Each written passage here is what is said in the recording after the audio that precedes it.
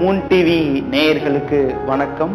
மீண்டும் இந்த தங்கமான தருணங்கள் நிகழ்ச்சியில் உங்களை சந்திப்பதில் மகிழ்ச்சி.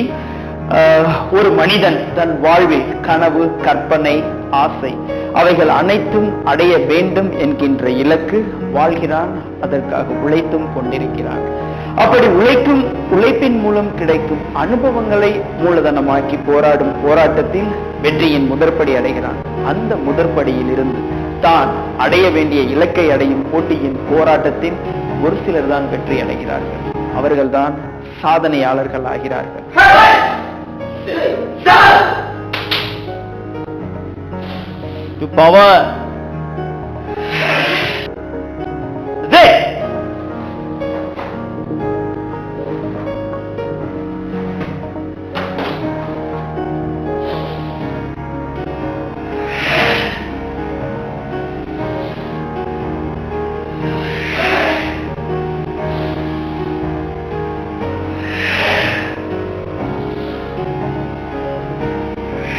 Ready, fast! Start!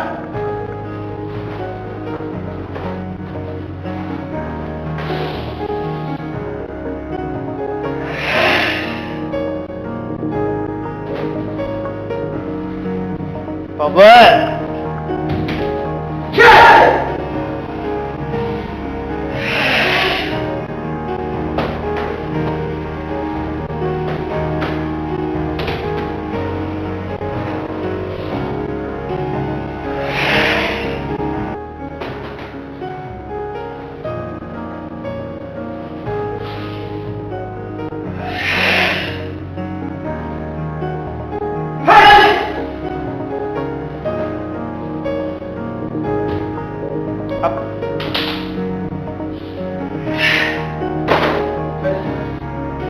ஏன் என்னால் முடியவில்லை?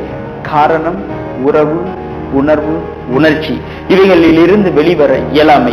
எப்படி வெளியில் வருவது? என்னோட கராத்தே பிராக்டிஸ், நான் எப்படி என்னோட பிளாக் பெல்ட் வாங்குறதுக்கு நான் கஷ்டப்பட்டு பிராக்டிஸ் பண்ணி நான் எப்படி பிளாக் பெல்ட் அடைஞ்சிருக்கேன்னு சொல்றது தான். ஒரு கான்செப்ட்லையும் நிறைய கான்செப்ட் இருக்கு. எப்படி அந்த எக்ஸசைஸ் கற்றுன்னு எப்படி நான் வெளியே எடுத்துட்டு வந்து என் ஃபீலிங்ஸ் எல்லாம் எப்படி நான் கண்ட்ரோல் பண்ணிட்டு எடுத்துட்டு வரேன்னு சொல்லிட்டு தான் நான் பார்த்தேன். இதுலேருந்து நான் எப்படி என்னோட ஃபுல் கேரக்டரே மாறிச்சு. நான் ரொம்ப ரிசர்வ்ல இருந்து இப்போ உங்க முன்னாடி கேமரால பேசிட்டு இருக்கேன்.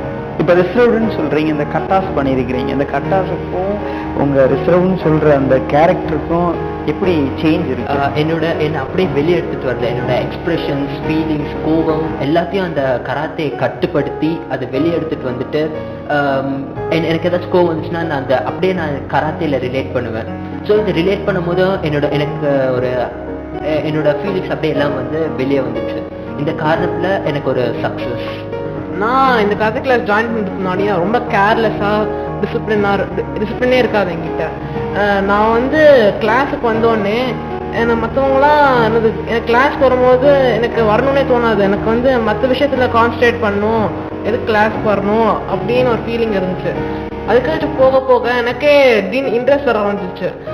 அங்கே பண்ணுற நிறைய பேர் என்னோட சீனியர்ஸ்லாம் அங்கே பண்ணுறதை பார்த்து எனக்கே நிறைய இன்ட்ரெஸ்ட் வந்து நானும் பண்ண ஆரம்பித்தேன்.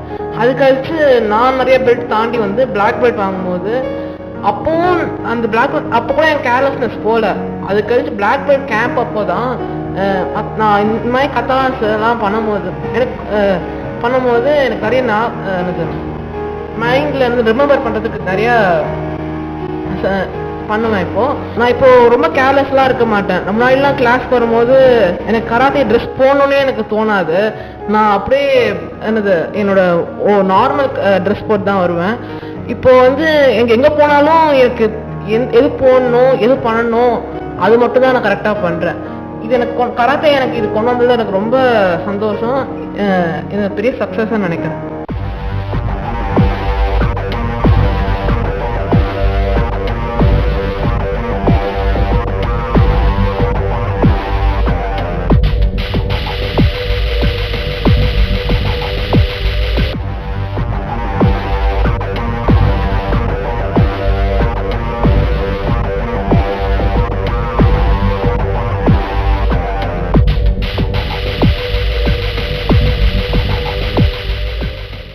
நேயர்களே, போன வார தற்காப்பு கலை பகுதியில எக்ஸசைஸ்னா எப்படின்னு பார்த்தோம். ஜாயின்ஸுக்கு, ஆங்கிளுக்கு, நீக்கு, ஹிப்புக்கு, ஷோல்டர், நெக்குக்கு எப்படி பண்றதுன்றத பார்த்தோம். எக்ஸசைஸுங்கிறது நமக்கு ஒரு இன்ஸ்ட்ரக்ஷன் மைண்டுக்கு கொடுக்குறோம், அதை பல டைம் பண்ணிக்கலாம்.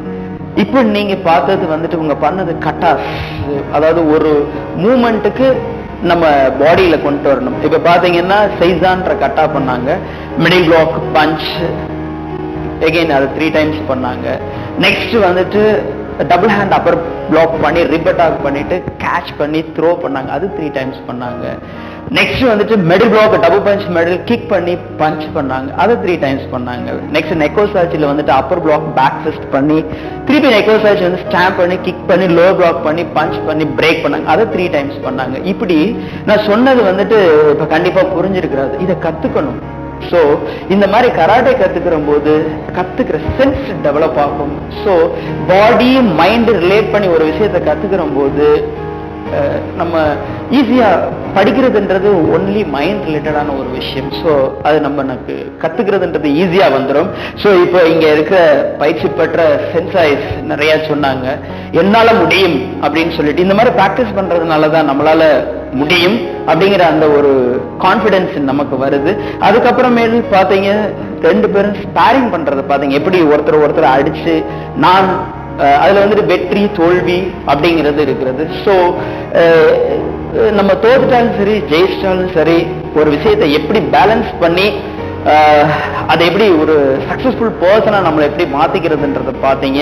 ஸோ அதனால நல்லா இந்த மாதிரி ப்ராக்டிஸ் பண்ணுங்க, கராட்டே கத்துக்கோங்க.